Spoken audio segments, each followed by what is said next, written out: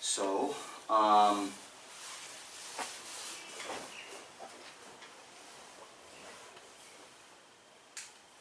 during the break, there was a question that came up by Subhashini, who, with great effort, came as soon as she could, which we should all appreciate and admire.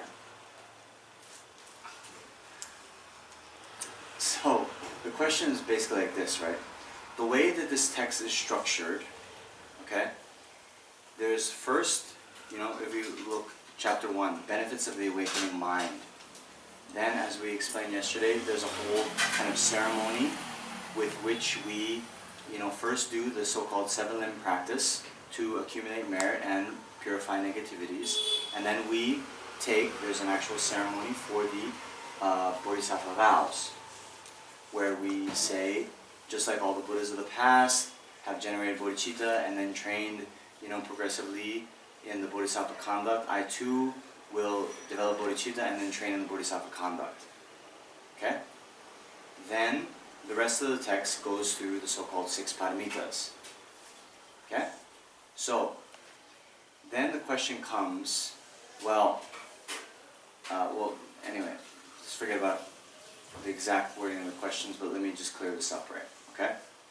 At the beginning, when I say we need to set as our motivation that I need to attain enlightenment for the benefit of all sentient beings, right? And therefore I'm going to attend this lecture, right? Or I'm going to engage in this meditation practice. I'm going to study this Dharma text. I'm going to read the sutra, whatever it is, right? We have what's called,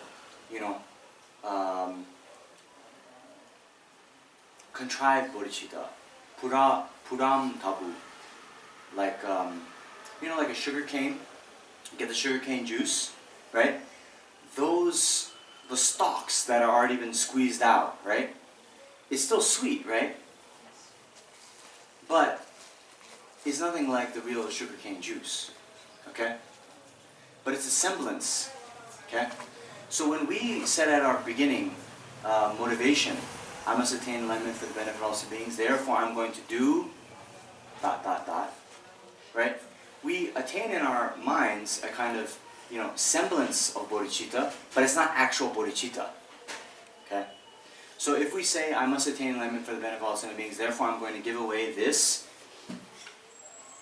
sour sop preserves. If we're not yet bodhisattvas, if we don't have uncontrived bodhicitta, it's actually not a true practice of the perfection of generosity. Okay? For it to be the fully fledged perfection of generosity, it has to be in the continuum of a practice of a bodhisattva, an actual bodhisattva. Okay? So what we do is a semblance of it. It's not the real thing, but that doesn't mean, okay, well, I can't practice perfections, so I'm not going to practice generosity. It's not like that. Right? We do what we can at our level. With contrived bodhicitta, we still practice. You understand? So the real perfections only are in the continuum of bodhisattvas and Buddhas, right? But we can have a practice of generosity, ethical discipline, and so forth, conjoined with a contrived level of bodhicitta, and it's still extremely beneficial, right?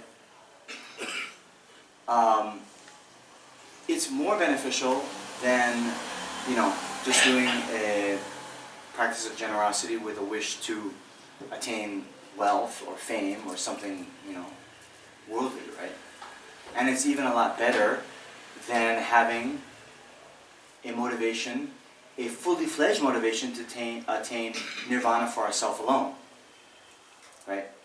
Contrived bodhicitta is better than a fully fledged wish for individual liberation. You understand?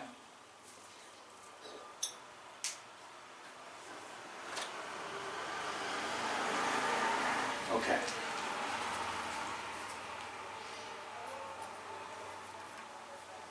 So, you understand? Yes? Alright. So now, let's start with the actual text. We did the title. Respectfully, I prostrate myself to the Sugatas who are endowed with the Dharmakaya, as well as to their noble children, and to all who are worthy of veneration. Okay? So first, just the meaning of the words. Okay? Sugata, Dewa Shakpa, one gone to bliss. Okay? This is another epithet for the Buddhas. Okay? So the Buddhas are endowed with the Dharmakaya.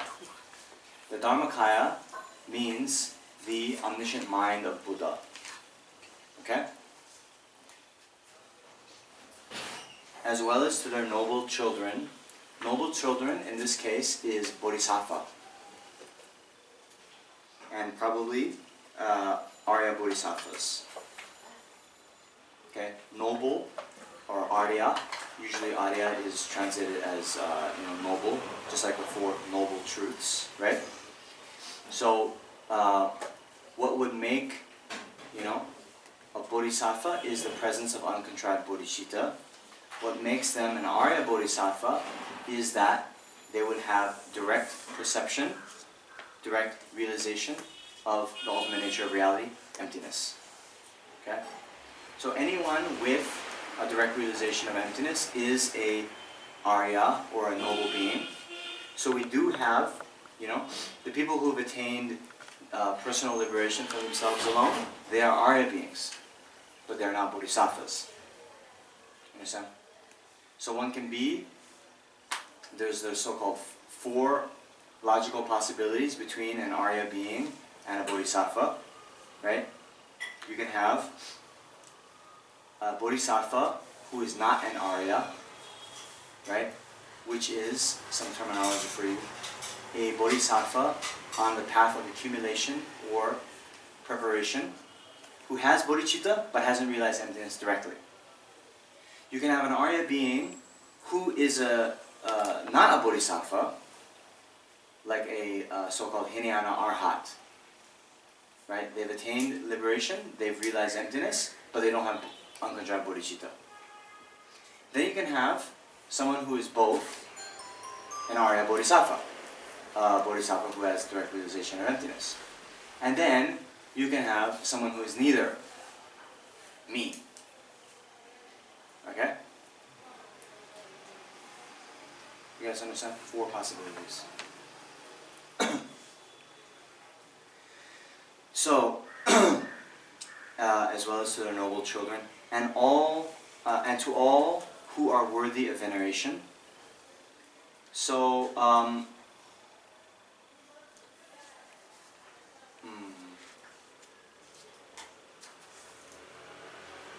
I think that all those worthy of veneration includes all of the Sangha. So it includes the so-called Hinayana, Aryas, and Arhats. Okay? Right? Those with direct realization of emptiness, yet not possessing bodhicitta. Okay? So, in general, this is something for your knowledge. In general, in treatises like this, there will often be this so-called expression of worship at the beginning. Okay?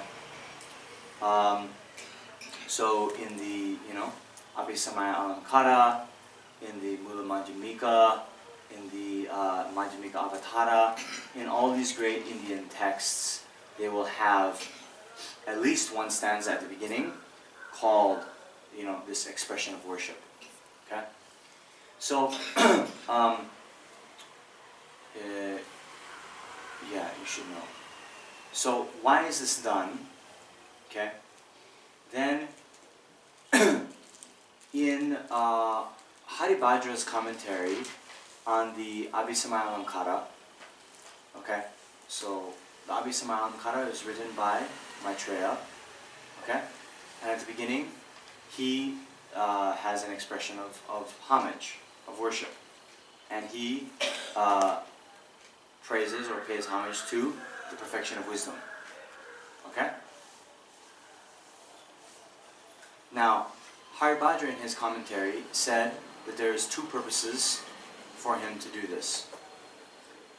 His own purpose and that for others. Okay? So, basically, there's quite some debate on this topic, but for now, for our purposes, you know, one's own purpose is to accumulate merit and remove obstacles for composing the text. You know, as we were saying at the beginning, you know, success, especially in virtuous activity, especially in Dharma activity, it requires a lot of merit and there can be a lot of obstacles. So, by paying homage to the Buddha, one collects a lot of merit and does a lot of purification. So that's one reason to do it at the beginning of a text, at the outset. The other reason is, you know, so that others who are then reading and engaging in the text, this is a tradition from, you know, even before Maitreya's time, that someone engaging in a virtuous activity would pay homage to an exalted kind of being, right? And since this is the tradition of other holy beings, then by Maitreya doing it himself, the people who then read his text will say, oh, Maitreya also is a holy being. And he also is engaging in a treatise on, the profound Prajnaparamita. And so that will engender kind of faith and enthusiasm for them to study and practice the text. Okay? So I think, although that was described on the basis of the Abhisamayalankara, I think it holds true here as well. Okay? So next, here I shall explain how to engage in the vows of the Buddha's children, the meaning of which I've condensed in accordance with the scriptures. Okay. So now, this is what they call the promise to compose the text. Okay? This isn't in all the texts, but it's in many of them. Where the author is kind of describing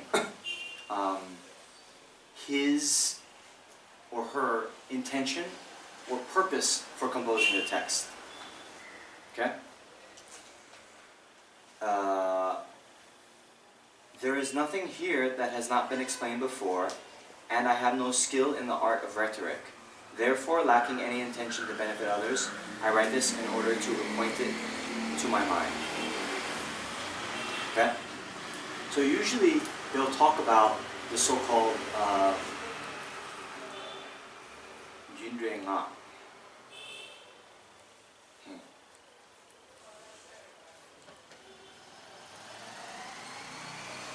Like, speech that explains cause and effect. Okay? So in that,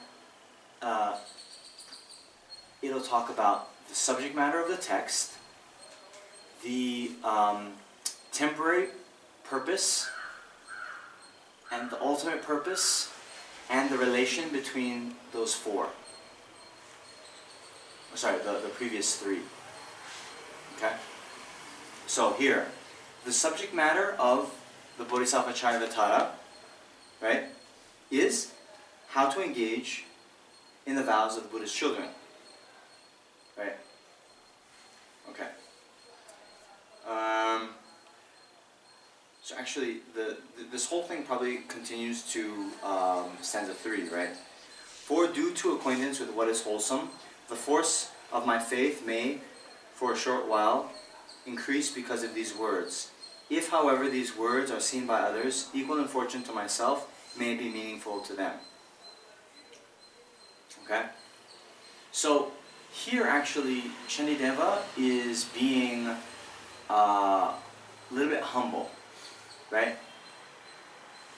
So of course now even the great Sanskrit scholars of today, they very much praise the composition of this text just from a grammatical, like poetic point of view. Okay? So you know, this kind of literary device is actually following what Dharmakirti did in the Pramanavartika, which you guys know, right? In the beginning, he says, oh man. It says something basically like, you know, people today are so worldly, attached to worldly things, that no one has interest in, you know, discussing or thinking about the extensive treatises, right? Therefore, I have no thought to benefit others by the composition of this text.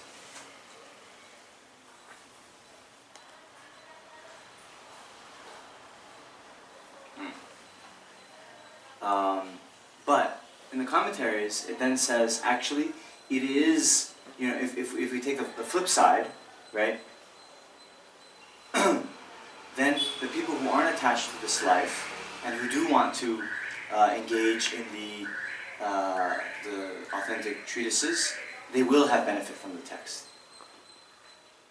Anyway, this is getting a little bit academic.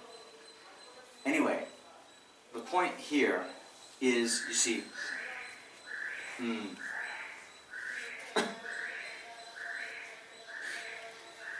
okay. If these words are seen by others equal in fortune to myself, may it be meaningful to them. Okay? So now, equal in fortune means someone who also is wanting to engage in the Bodhisattva activities. Okay? So, let me make it just kind of hopefully clear. What Shantideva has done, right, he's condensed the trainings of the Bodhisattvas in accordance with the scriptures, right? Nothing here, there's nothing here that has not been explained before, right? So he's drawing from the sutras, he's drawing from the other authentic treatises, okay? So, he's also saying, I don't have any art and rhetoric, you know, or you know, poetry. So it would not, how do you say? He says he's doing it just to benefit his own mind. Why? Because by kind of going through the various scriptures and kind of collating, condensing, you know, and as he's doing that, of course, he's reflecting on the meaning, you know, then he gets some benefit, right? Then, due to acquaintance of what is wholesome, right, means as he's going through this, even composing the text, he's engaging mentally with the content, with the subject matter, and therefore he's acquainting himself with what is wholesome. And then the force of his faith may for a short while increase, you know, because he's doing this, right, as he's composing. But then, later, after that is composed, if this is seen by others, for those equal in fortune to himself, others interested in the Mahayana, he's saying, it may be meaningful for them. In actuality, it will be very meaningful for them, because he's condensed all of the trainings of a Bodhisattva into this reasonably short text. Okay? So, equal in fortune. Okay, so what makes someone a fortunate being, right, is that they are, well, interested in the Mahayana. They're of the Mahayana lineage. Okay? So he's saying, we have the subject matter, the trainings of the Bodhisattva.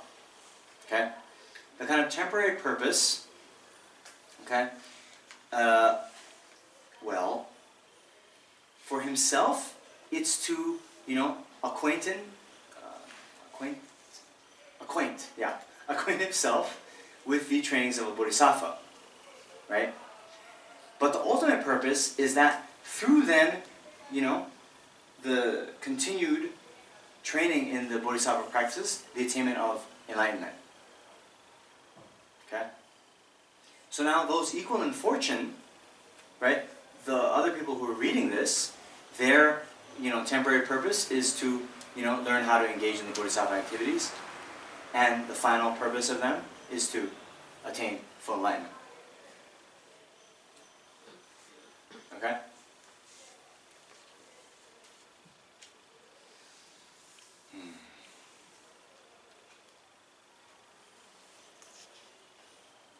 Then, just for you, you know, later when you see this, that Junduen La, right? There's the four things that are expressed: the subject matter, the temporary purpose, the ultimate purpose, and the relationship between. So usually in the text it just says that the former ones are related to the later ones, right? Which isn't very clear. But when we debate it on the debate courtyard, we usually say like, okay, the subject matter is the Bodhisattva practices, okay? Then you have the Bodhisattva practice. Then like a person engaging in them, right, is like kind of the effect of those practices. And then the ultimate attainment of the enlightenment is the effect of practicing the practices. Something like this. Anyway, it's... yeah. Okay. Stanza 4. Leisure and endowment are very hard to find, and since they accomplish what is meaningful for humanity, if I do not take advantage of them now, how will such a perfect opportunity come about again? I actually described this in some detail last night. Okay? But what I wanted to say is, you know, I was talking about the importance of study and also retaining what we've previously studied and not just, you know, becoming leaky pots, right? So the last kind of subject we did here is the Heart Sutra. And before that we did the Essence of Nectar, which is a so-called Lam Rim text, right? Now, the Lam Rim, or the Stages of the Path to Enlightenment, arranges all the Buddhist teachings in order of practice, right?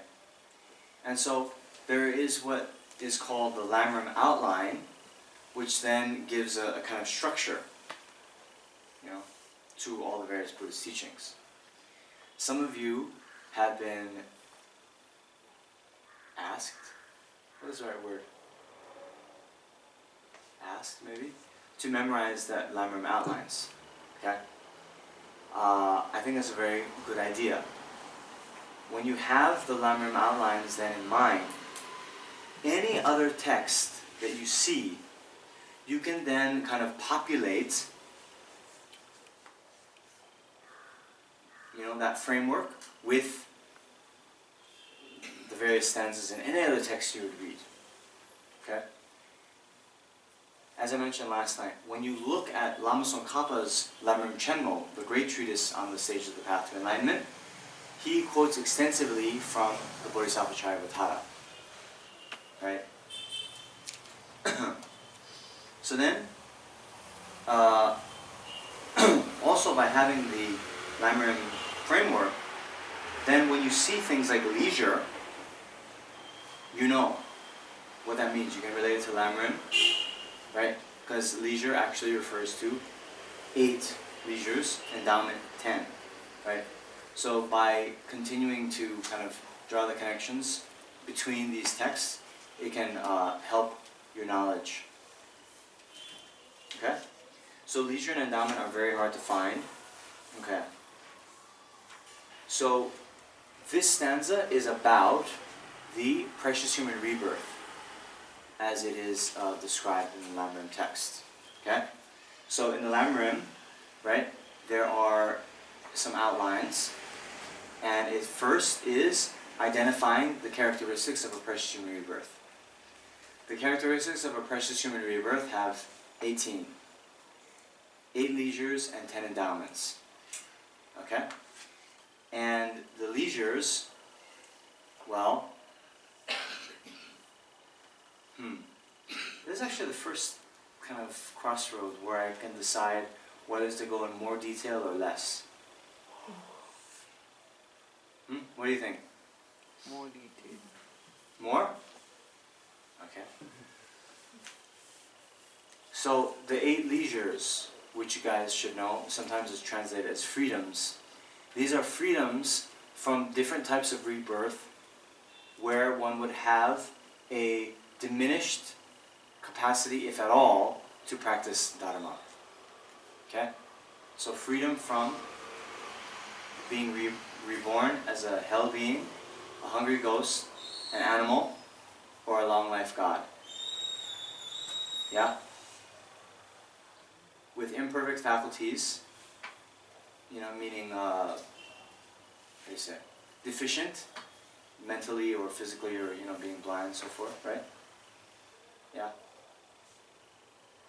Holding wrong views means to deny 100% outright that liberation or enlightenment or past and future lives or karma exist.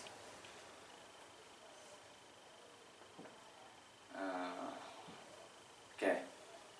I'm taking this from the, Prostrations to 35 Buddhas, where it says, not being pleased with the Buddha's descent. Having been reborn in a time where the Buddha has not appeared in the world. Right? If the Buddha hasn't appeared, no teachings. Then they say, as a barbarian. Okay? Barbarian means, even in a world where the Buddhas have come, to be in a country, or they also call it like a border region, where the Buddhist teachings have not spread. Okay? Understand?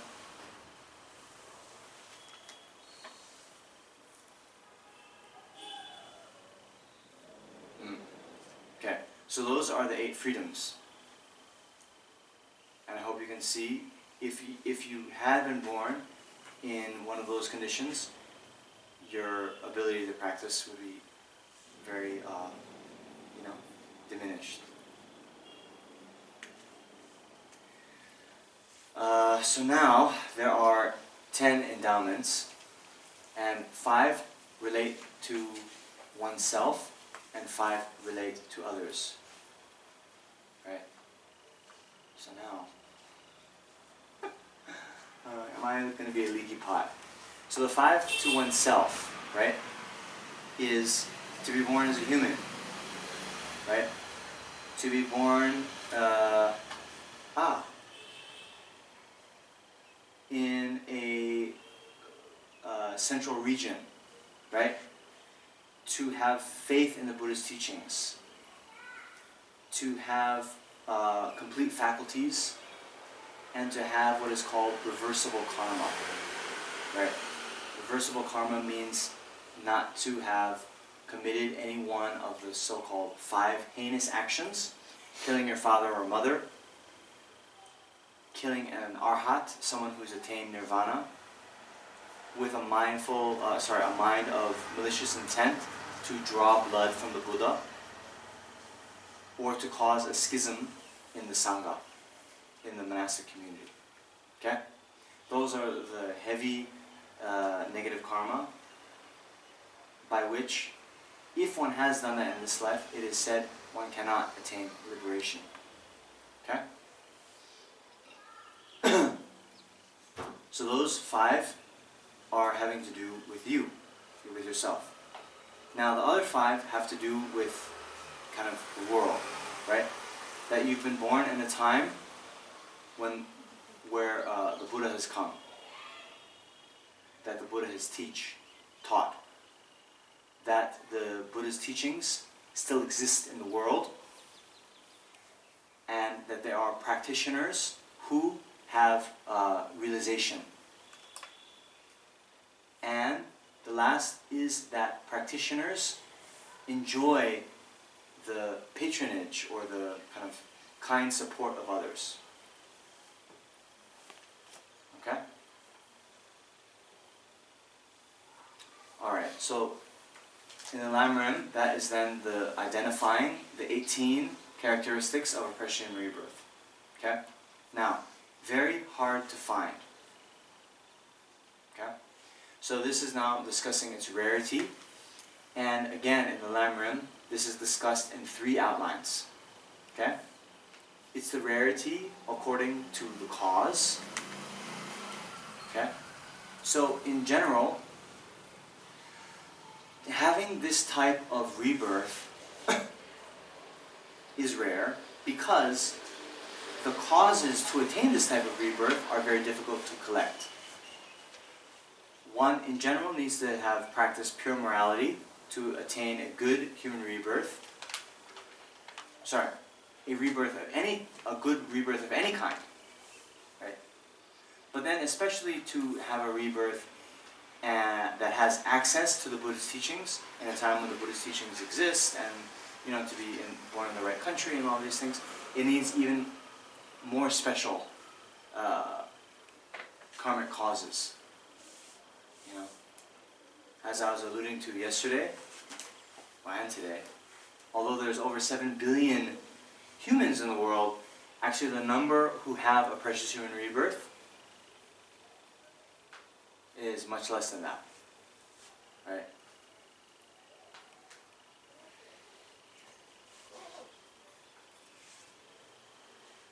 How many do you think have a precious human rebirth in the world? 1 million. 1 million? 1 in a million, you said. 9, 10.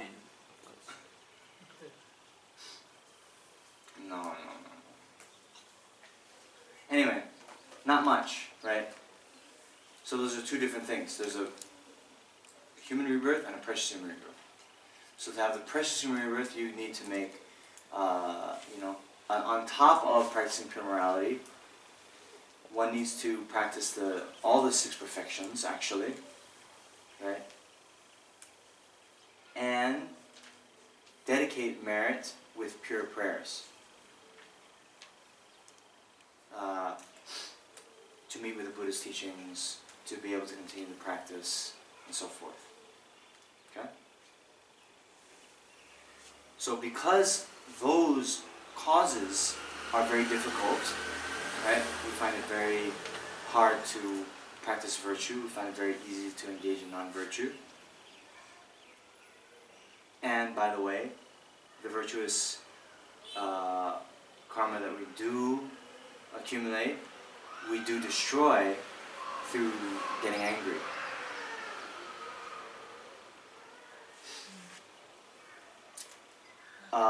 So they're very hard to find because the causes are hard.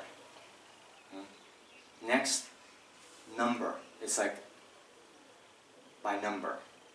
And this, again, we look in the world, right? And then we do the kind of math that we're engaging in, right? 7 billion humans, how many have a precious human rebirth? Maybe 1 million? Okay. I think it's less, but I do think it's more than 9. Okay? But then you consider even the beings on this planet, right? Not just humans, but all beings, there's more ants in Domler, right, than there are humans in the world, right? There's almost as many cockroaches in my hotel room. No, I'm joking. Okay. So, then you think of the ocean, right? And you think of all the various living beings just on this world, and then humans is like a rounding error, all those krill that the blue whale eats, tons of them, so tiny, sentient beings, right? So compared, to the amount of human beings, the amount of animals is so much more. I think 50 billion chickens are consumed every year, right? Something like that? I think so. That might even just be in the US. It's something incredible. It's like way more many chickens. Yeah? I remember the 50 billion. Could even be in the US. It wouldn't surprise me. Anyway, unbelievable amount of animal beings, right? So you see, in the traditional sutras, the Buddha said like this, right? It's like a pyramid, where actually the most amount of sentient beings are in the hell realms, right? Then, second most in the Preta realm, in the hungry ghost realm. Then animals, then humans. Yes? 55 million chickens eaten each day.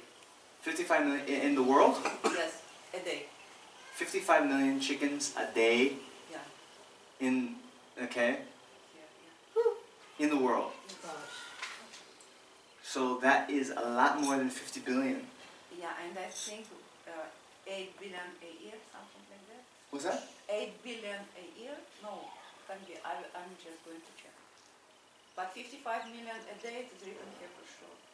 So 55 million a day, let's just make it 50, right? So in 20 days, that's a billion, right? Oh yes. 20 days, that's a billion. So in 20 days times 180, that'd be 180, right? Billion. So I think 50 billion might just be US. Because, you know, although it's just 300 million people, you know, we eat the most meat. Anyway, whatever it is, okay, big numbers, okay? You understand? So the point is this, right? The Buddha said, you know, it's like a pyramid, right? So the most sentient beings are in the hell realm, then second most Preta, then third most animal, then human, then, you know, asura and sura. It's like that, right?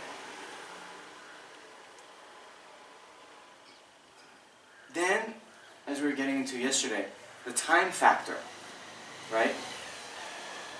When we get into the time of how much, you know, how often the Buddhist teachings exist in the world versus how much we're in the so-called dark era, no Buddhist teachings, then it's, again, unbelievable, right? The Buddha appeared, you know, 2,500 plus years ago. His teachings now exist in the world, but within, I don't know, maybe, how long do you think Buddhist teachings are going to exist? Depends on you. But maybe a few, I don't know, could be 100 years. There's some, how do you say it? Texts that say the Buddhist teachings will exist for 5,000 years in the world. Okay? Altogether? Hmm? Or 5,000 years? I can't hear you? Altogether 5,000 years? Yeah, there's some texts that say that. From the start. Yeah. Who knows? The point is, there will be a time when they don't exist anymore. So then, even if you take, let's say, 5,000 years, then all the time, you know, before, all the time after, unbelievable. Right? Then even, you know, when the Buddha was you know, in the world, right? Only those kind of small geographical area in northern India, and then if we believe he went to Sri Lanka once, right? Only they got access to it. Right? So anyway, when you think in this way, the fully fledged Christian rebirth is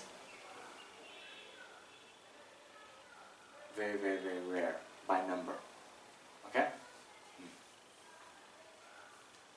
So then the third, by analogy. And this actually, Shantideva quotes this from a sutra. The turtle analogy. Huh? Yeah. For these reasons, the Buddha had said that as difficult it is for a turtle to insert its neck into a yoke adrift upon the vast ocean, it is more difficult to attain the human state. You guys understand? I'm on page 28, but yeah, we're not there quite there yet. But the point is, right, this analogy, okay, it goes like this. Consider the whole world, except, and this might happen in a few years with global warming, but it's entirely covered by water. Okay? And on that, you know the yoke that they put on the ox or something? Okay? A golden yoke is on the surface, but sometimes it's under the water. Now, just bear with me. If it is solid gold, it probably would sink. But just bear with me. Okay? Alright. Let's say it's just painted gold and maybe a life preserver, like a, inflated. Okay? But the point is, in the analogy, it talks about it sometimes being a little bit submerged and sometimes being on the surface. Okay? Then there's a turtle, a blind turtle, who, turtles, they can hold their breath for a long time. So in this analogy, can hold it for 100 years. Again, just bear with me. Then every 100 years, the turtle comes up to the surface and takes a breath. Okay? So the yolk is going all over the great ocean. Right? Now, think about that situation. How often would, when the turtle comes up every 100 years for breath, he puts his head up and it's inside the yolk? How often is that going to happen? Okay. So, Buddha said, the occurrence of attaining a precious human rebirth is even more rare than that turtle doing that.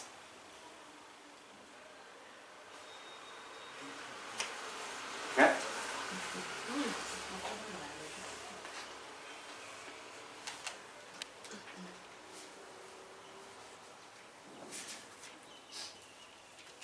So, I don't know what you guys think, but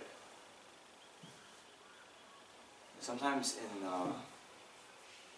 I hear, I think, is this really, the Hindus say this, like, once you've attained a human birth, like, you're guaranteed you won't get born, below again, right?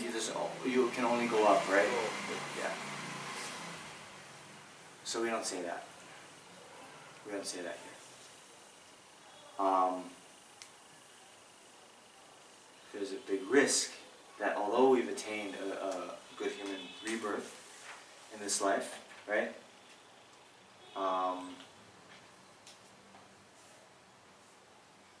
See, let's just, to preview a little bit, right?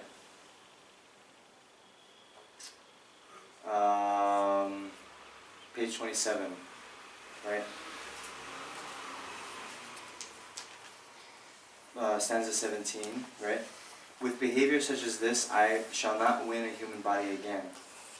And if this human form is not attained, there will be solely wrongdoing and no virtue, right? So Shantideva is kind of chiding himself. Well, it seems, but really it's for us. It's a show, right? It's a show. He doesn't have any non-virtue, but he's just saying, right? But anyway, so this clearly says, right? Because the cause of getting reborn in the lower realms is not virtue, right? So if we say like, oh, I'm a human, but it's impossible for me to get reborn in the lower realms again, that goes against cause and effect, right? Yeah. That would mean we're no longer accumulating the causes for being reborn in the lower realms, which is not the case, because we're engaging in negativity. Almost without break, right? Yeah. So then, yeah, just to continue on stanza 18. If when I have the chance to live a wholesome life, my actions are not wholesome, then what shall I be able to do when confused by the misery of the lower realms? and if I commit no wholesome deeds there, but readily amass much wrongdoing, then for 100 million eons, I shall not even hear the words a happy life. Okay? So this is, you know, we have the opportunity now with the precious human rebirth. If we don't make use of it, and we get reborn in the lower realms, then what are we going to be able to do? We can't practice virtue there, right? So therefore, all we'll be doing is committing, you know, a mass of wrongdoing. And then, you know, since we didn't accumulate virtue in that life, we'll again just get stuck for, he's saying here, 100 million eons.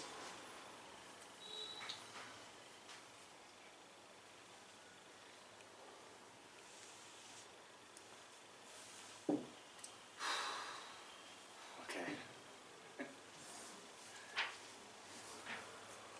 So anyway, that's the analogy. The turtle.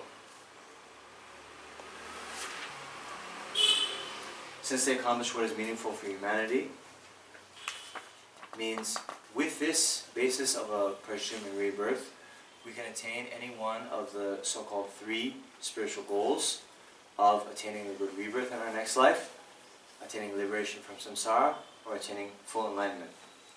Okay? So, if I do not take advantage of them now, how will such a perfect opportunity come about again? Yeah, just that, right? So, you know, since the cause of getting a precious human rebirth like this is, you know, extensive merit, conjoined with pure prayers and practices of 6 perfections, right? Without the cause, the effect doesn't come. We have the opportunity to accumulate the cause, at the very least, to attain a precious human rebirth like this again. But if we don't do it, you know, then as it says later in the text, you know, we'll fall into the lower realms. Once we're in the lower realms, we won't have the opportunity to practice. Therefore, we'll just get stuck there.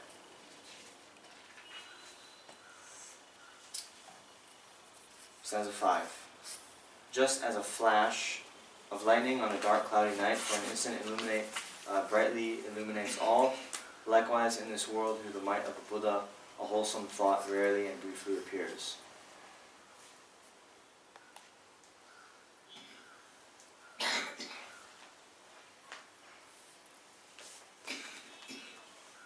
So,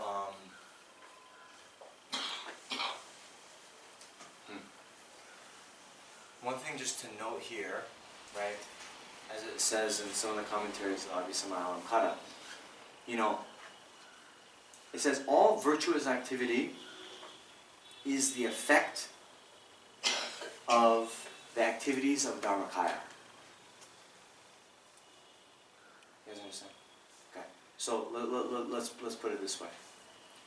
What is Dharmakaya again? The omniscient mind of Buddha. Okay? Then the Dharmakaya then manifests as our gurus. Not me, I'm not your guru. But then our guru encourages us in various ways to practice virtue. Right? So in that way, it's the effect. They say that all virtue is the effect of the activity of the Dharmakaya. Then there is the virtue in the continuum of ordinary beings like ourselves. And then there's the virtue in the continuum of Buddhas. Right? So any virtue that we do is because, you know, we've been encouraged to do so. And these are the activities of the Buddhas. Okay? But, this is applied to you. Rarely, you know, a wholesome thought rarely and briefly appears.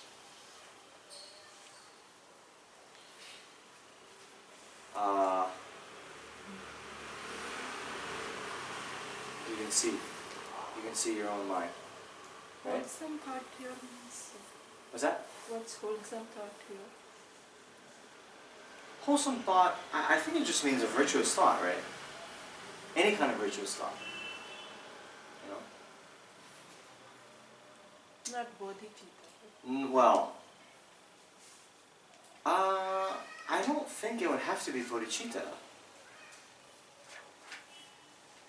You see, because later, right, next stanza, hence virtue is perpetually feeble, the great strength of immorality being extremely intense. And except for a fully awakening mind, by what other virtue will it be overcome? So here's talking about virtue in general, right? So, you guys, this is what Shantideva was talking about here, right? You see, in general, virtue is rare, and negative actions are extremely powerful, right? So, this first chapter, by the way, the benefits of the awakening mind, right? So he's saying, you know, since in general our virtue is so rare and our negativities are so copious, right? The only way we can overcome this is to get the highest and most virtuous mind there is, bodhicitta. Right? All of our other virtues are perpetually feeble, they're very weak. Okay, so now Shantideva was going to continue and convince us of this fact. All the Buddhas who have contemplated for many eons have seen it to be beneficial. It is bodhicitta. For by it, the limitless mass of beings will quickly attain the supreme state of bliss. The supreme state of bliss is Buddhahood.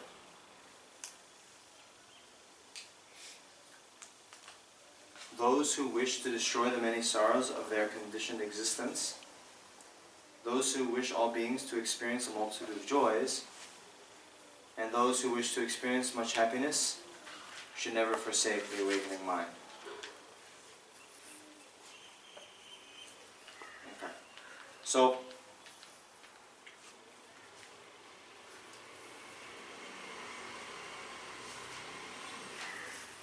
see, again, bodhicitta, conjoined with this mind of great compassion, wishing for sentient beings to be free from suffering, then one takes the personal responsibility, you know, yourself, to free all sentient beings from their suffering. And because you see, in your current situation, you're unable to do that, you aspire to attain the state of highest perfection, that of Buddhahood, so that you can lead all sentient beings to liberation and light. Okay? So, you know, without bodhicitta, right, enlightenment is not possible. Right? Because this mind of bodhicitta is the main cause, actually. It's the wish to attain enlightenment. So if you don't wish to attain enlightenment, you're not going to attain enlightenment. Because enlightenment isn't just, you know, happening by accident. It requires a great deal of effort for a long period of time. Okay? So, for, you know, by it, limitless masses of beings will quickly attain the supreme state of bliss. Why? Okay, two things. One, bodhicitta becomes the main cause for your attainment of enlightenment. Okay? And then two, you see, right, as it says there, those who wish all beings to experience a multitude of joys means then after you become enlightened, you will then teach others. You will then guide others along the path themselves. Right? And in so doing, you will lead beings to experience a multitude of joys. This is what we're saying, right? If you want to be happy, practice compassion. If you want others to be happy, practice compassion. Right? So, same thing with bodhicitta. You, by generating bodhicitta, will attain the highest state of enlightenment, and you'll be able to lead others to the same state. Right?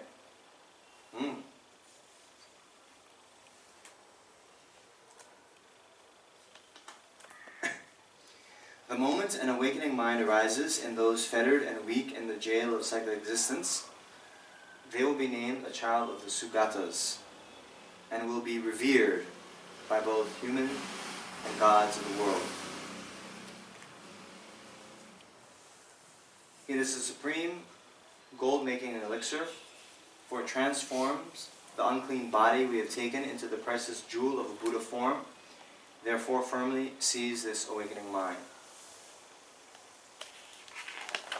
Since the limitless mind of the sole guide of the world, means the Buddha, has upon thorough investigation seen its preciousness, all beings wishing to be free from worldly abodes should firmly take hold of this precious awakening mind. Okay, I'm going to just continue this short section and then give commentary of it all together. Okay? Can I just ask one question? Not now. All other virtues are like plantain trees, for after bearing fruit they simply perish. Yet the perennial tree of the awakening mind unceasingly bears fruit and thereby flourishes without end. Like entrusting myself to a brave man when greatly afraid, by entrusting myself to this awakening mind, I shall be swiftly liberated, even if I have committed extremely unbearable wrongs. Why then do the conscientious not devote themselves to this? Just like the fire at the end of an age, it instantly consumes all great wrongdoing. Its unfathomable advantages were taught to the disciple Sudana by the wise Lord Maitreya.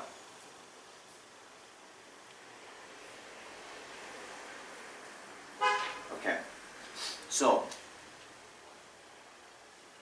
you see here, he's talking about the benefits of the awakening mind, which is the title of this chapter. So in the Lam Rim, okay, in the Lam Rim Chenmo, there isn't the explicit outlines of the benefits of bodhicitta, but they're there in Liberation in the Palm of Your Hand. And I think in Liberation in the Palm of Your Hand he is, yes, Manjushri's own words. They're coming from this other Lamrim text. I think Jambel Shelun, Manjushri's own words. Okay? So, this is an opportunity for us to, bring the Bodhisattva Charyavatara into the Lamrim outlines. Okay? So what are there's 10 benefits of bodhicitta discussed in Lamrim. Okay? And these are discussed in some great detail. But anyway, I'll just list them. Okay?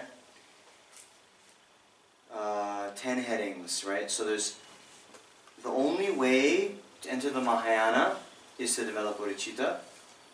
2, you'll gain the name Child of the Victors. 3, you outshine the Shravakas and Pratyeka Buddhas. 4, you become a supreme object of offering. Can you...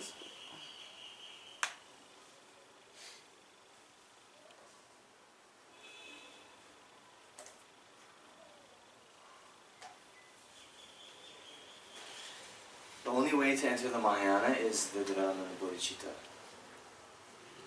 You gain the name Child of the Victors. You outshine the Shravakas and Pratyeka Buddhas. You become a supreme object of offering.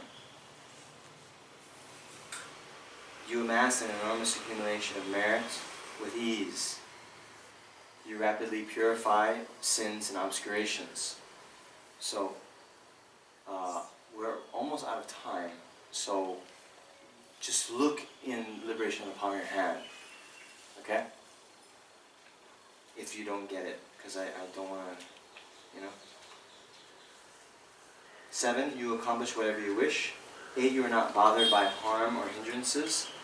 9, you soon complete the entire path and its levels. And 10, you become a fertile source of happiness for other beings.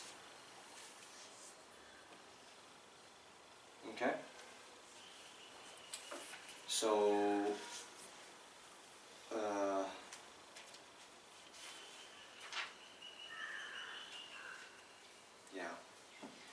So first, the only way to enter the Mahayana is to develop bodhicitta. Okay? So Mahayana is another term right, that we should define and know about. Maha is great and Yana is vehicle, right? So this vehicle analogy is found as, you know, as is the path analogy, right? A path or a vehicle, they both take us to a certain destination. So our spiritual practice is like that. It takes us to a certain destination, okay? So Maha, great, right, that refers to, well, the cause, the primary motivating factor is great compassion that extends to all sentient beings. And since the motivation with which we undertake our actions as we start to practice Mahayana is to benefit all sentient beings, then the merit that we get, that we accumulate with the actions that we do conjoined with that motivation is also great. Very extensive, and therefore the result that we attain is the great enlightenment, not just mere liberation. Okay? So that's what Mahayana is. Maha is great because great compassion extending to all sentient beings is its motivating factor. Therefore, one achieves great merit, great, you know, virtuous karma when one practices with that motivation, and therefore the effect of that great merit is the great enlightenment. Okay? Alright. So, what determines whether someone is a Mahayana practitioner or not is the presence of bodhicitta, this awakening mind. Okay?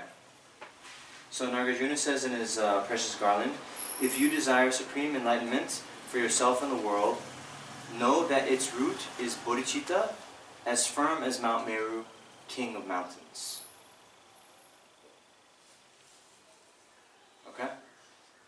So, although in general we have to accumulate many different qualities, including many times we talk about realization of emptiness, you know, meditative concentration and so forth, right? The distinguishing characteristic of Mahayana is bodhicitta, and bodhicitta alone. Okay? Alright. So, second, you gain the name child of the victors. Okay? The victors is the Buddha. Child, you know, it's like the king, right? The king's son is, you know, like in the same lineage, right? So similarly, we become one of the Mahayana lineage when we develop bodhicitta. Okay?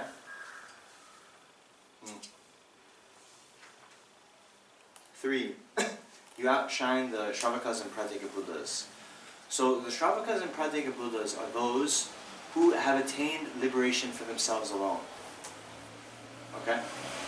So this is actually discussed in the Sutra of the 10 Levels, where, you know, it says that even like the prince of a king, as soon as he is born, he is like outshines all the ministers because of his lineage, right? But not necessarily because he has sharper intellect. You know, he can't even, you know, walk, right? But just because he's the son of the king, he outshines, right? He's kind of held higher than even the king's closest ministers, right? So in the same way, even a bodhisattva on the you know, path of accumulation means the moment they attain bodhicitta, they don't necessarily you know, have to have realized emptiness. Many do not. Whereas these Shravakas and Pratyeka Buddhas have a direct realization of emptiness. They have actually abandoned the grasping to true existence as well as its seeds. Yet, the Bodhisattva, by means of lineage, it outshines the Pratyeka Buddhas and Shravakas.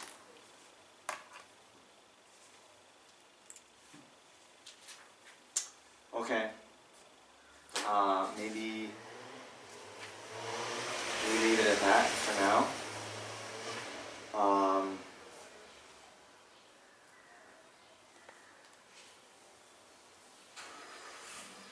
Okay.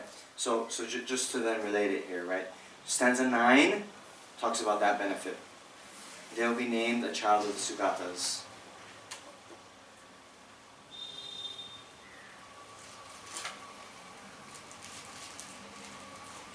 Okay. So, anyway,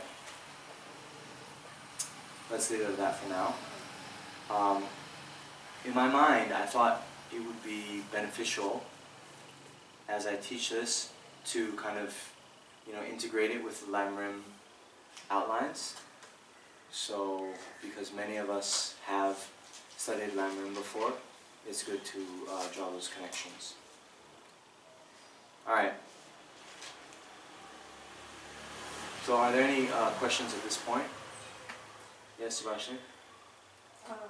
We talk about the precious human rebirth and the Buddha potential, and yet we talk about it as an unclean body. I mean, that paragraph at the end of the first page, second page, Yeah. talks about the unclean body. Yeah. How do you reconcile both?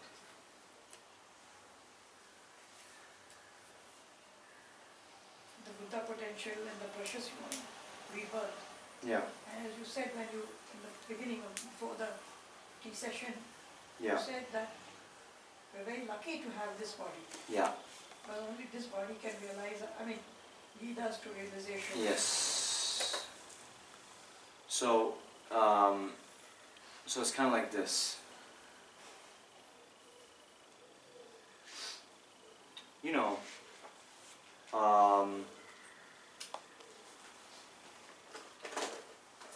Let's say there's a bar of gold in a septic tank, okay? With, feces and all that, right?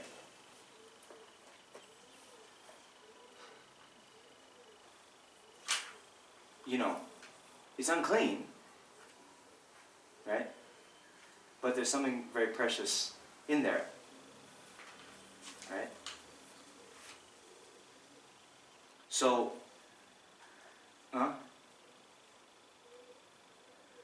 is that, okay.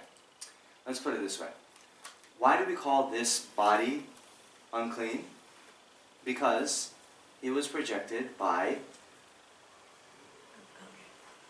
contaminated causes, karma and afflictions, right? So, it's impure. It is suffering all the time, right? Yet, this suffering isn't intrinsic, to our minds, right? Just like the gold bar in the cesspool, the septic tank, right? It doesn't always have to be there, right? So through a process of, purifying our minds, we can become Buddhas, right?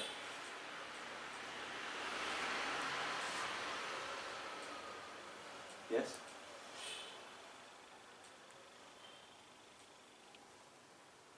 Hello? What's the, is that helping? I'm still not very happy with that, because at one level we are extolling the human birth Yes. and talking of it as a great asset Yes. for us to realize. Yes, but it is not an end in itself. It is precious because with it, we can practice Dharma to attain, a state that is beyond suffering, right? But in and of itself, this human body is, the contaminated aggregates. It's true suffering. It's an object to be abandoned, actually, eventually, right? And yet it has the potential. Yes. So in that context, how do you then, unclean is something which you don't like, something which is avoidable. Okay, so let's just imagine, okay? We have a bucket of feces and there's a gold bar in it. would you want someone to give that to you or not? Really?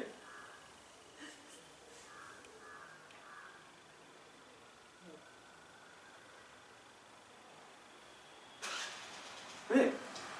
I think it's good, right? Would you want it or not?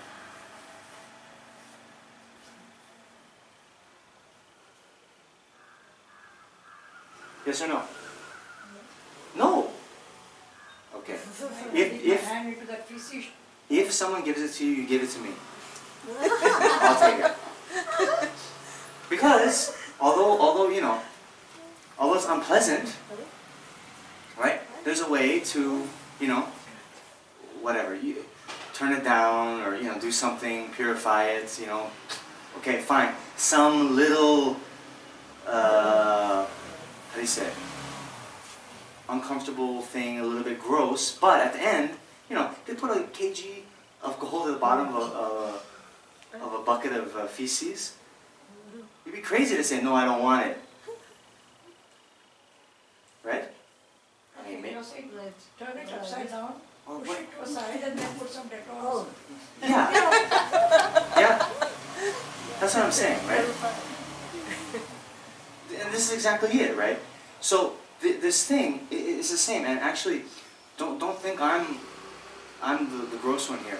Maitreya uses very similar analogies in the Uttara Tantra to describe the Buddha nature, right? The licking the maggots and all of the dog's body. No. That's a different story. Huh? In the Uttara Tantra, he has 10 analogies of the Buddha nature, right? Right? And some of them are like this, you know? It's the, anyway, so this is the point. This human body is an object to be abandoned ultimately because it is true suffering. It was caused by karma and afflictions. Okay?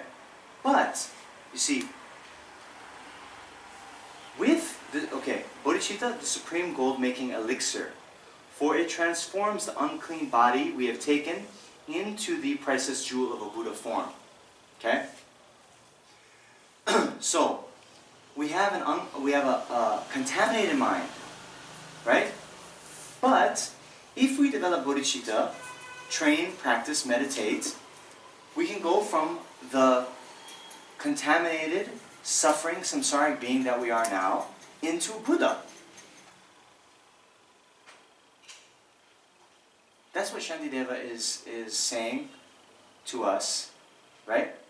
So, at the one hand, you know, okay. It's not so much the unclean body, but the mind, Well, which So, is Subhash, purified, and or whatever, you know, to bring it to that state of enlightenment. Subhashini, yeah, just okay, seconds, Shanti, I Shanti, think Shanti. about. You sit down.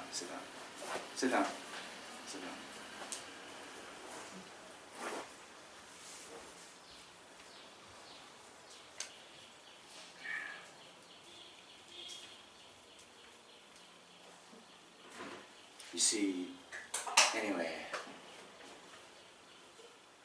are you arguing with Shantideva or me? You see, anyway, or are you arguing with Buddha? Because the Buddha even said that, you know, our main, why are we still in samsara? Right? Why did the Buddha teach the truth of suffering first? We have such distorted mind that perceives true suffering as happiness, right? The four major distortions, we perceive those things that are actually impermanent in nature as being permanent, the things that are unclean in nature as being clean and pure, right? The things that are actually suffering in nature to be happiness, and the things that are selfless to have a self, right? These are the four major distortions that are the main roadblock to entering even the Hinayana path. Okay? So,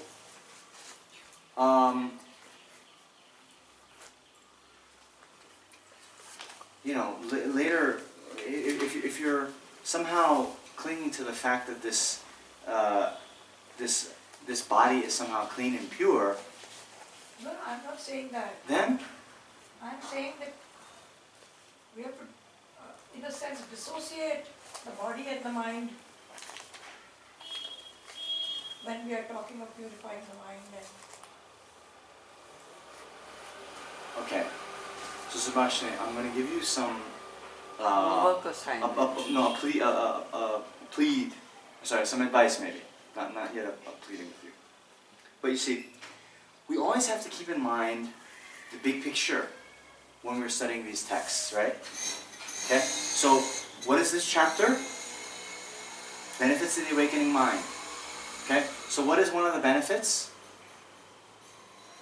Right? If we have bodhicitta, we can become Buddha. Okay? Right? Bodhicitta is the main cause, actually, for the attainment of enlightenment. No bodhicitta, no enlightenment. Do we want enlightenment? Yes. So, therefore, we need bodhicitta. What does bodhicitta allow us to do? Okay? What is it? Those fettered and weak in the jail of psychic existence. That's us. Right? Are you suffering? Yes. Me too. So how do we get out of this? How do we get out of jail? Through training along the path. Okay? So, in general, this bodhicitta in this stanza is talking about the gold-making elixir, right? Right? Which, they practice alchemy. Before you take some, iron or whatever, you put the elixir on it, it becomes gold. Wouldn't that be so awesome? Right? So here, Shantideva is saying bodhicitta is even, more precious than that, because this body that we have, which is impure, by the way, it's true suffering. If we use this body properly, then we can attain enlightenment and transform this very body into the priceless Buddha form. Okay? So, therefore, firmly seize this awakening mind. Okay? So now when we have this big picture in mind, right, then, you want to then argue with me or Shantideva or Buddha that, wait a minute, why is this body unclean or that? Right? It's like you're missing the bigger point. What is the point? That bodhicitta is so important. Why is it important? Because it enables us to attain enlightenment. Okay? Alright. I have no intention of, who am I to argue with Buddha or with Shantideva or with you? It's No. just a clarification. Yeah, I know. I'm just saying it in that way. Who am I to? No. Look, sometimes, if there is something in the text, I don't want to just say, just shut up and no questions, right? I want your questions. But I also want you to, keep in mind the big picture and then have your questions be informed by that. Okay?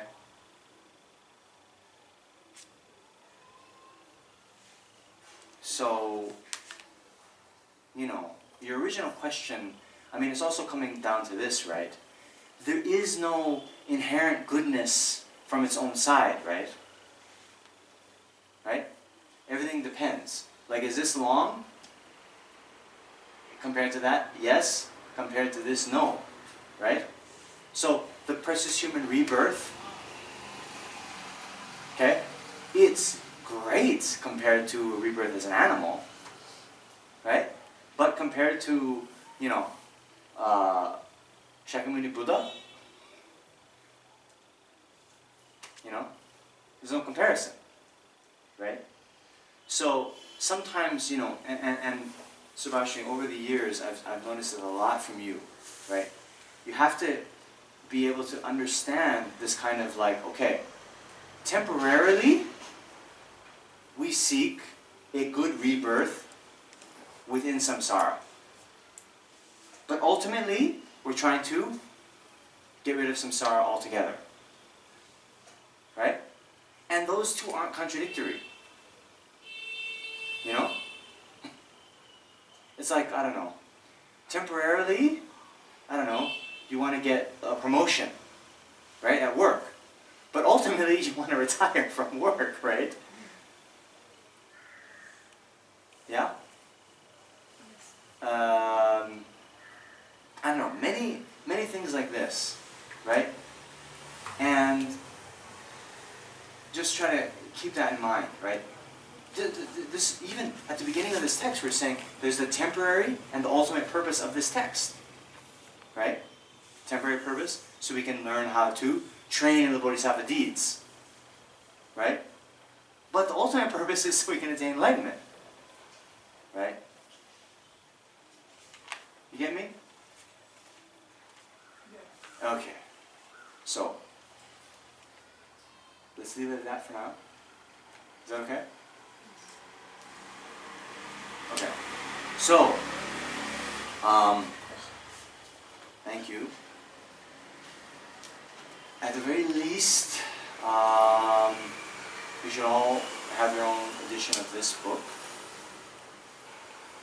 Then, as I was saying, try to study more. There's this commentary. There is the one by the Dalai Lama, but it's very short. That's in English.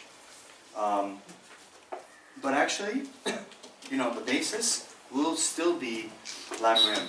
And so, like your Liberation of the Palm of Your Hand, Essential Nectar, any kind of Lam Rim text, you know, this by itself will be very difficult for you if it's the first text you've read. I mean, you get some sense, right? But leisure and endowment are difficult to find, right? I talked about that for 35 minutes, right? So when you start to combine, you know, these different texts, you get more of the meaning, okay? So I'm encouraging you to study in general, but also study the root text, study the commentaries to this text, and then study the other texts that are available in a language you understand, particularly Lam Rim. You know, any one of these, there's a whole section of Lam Rim texts. Okay? Alright. So, let's leave it at that for now. And we'll see you next time. So before we go, let us just do the dedication, the brief dedication of Shantideva on page 246.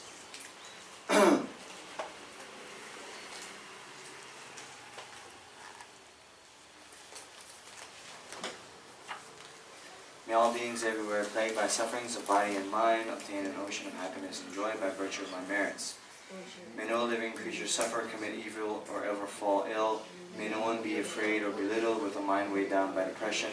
May the blind see forms and the deaf hear sounds. May those whose bodies are worn with toil be restored on finding repose. May the naked find clothing, the hungry find food. May the thirsty find water and delicious drinks. May the poor find wealth, those weak with sorrow find joy. May the forlorn find hope, constant happiness and prosperity. May there be timely rains and bountiful harvests. May all medicines be effective and wholesome prayers bear fruit. May all who are sick and ill quickly be free from their ailments. Whatever diseases there are in the world, may they never recur again. May the frightened cease to be afraid and those bound be freed. May the powerless find power and may people think of benefiting each other.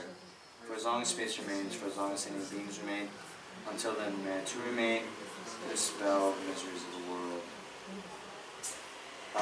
So basically we dedicate all the merit that we and others have accumulated in the past, present, and future, so that all beings may quickly attain the completely enlightened state as soon as possible. Then we also dedicate it for the long lives of the spiritual friends, for the flourishing of the Holy Dharma, and for there to be no more war, terrorist attacks, natural disasters, anything undesirable in this or any world system in the entire universe from now until the end of samsara. Okay. So, thank you very much. Thank you.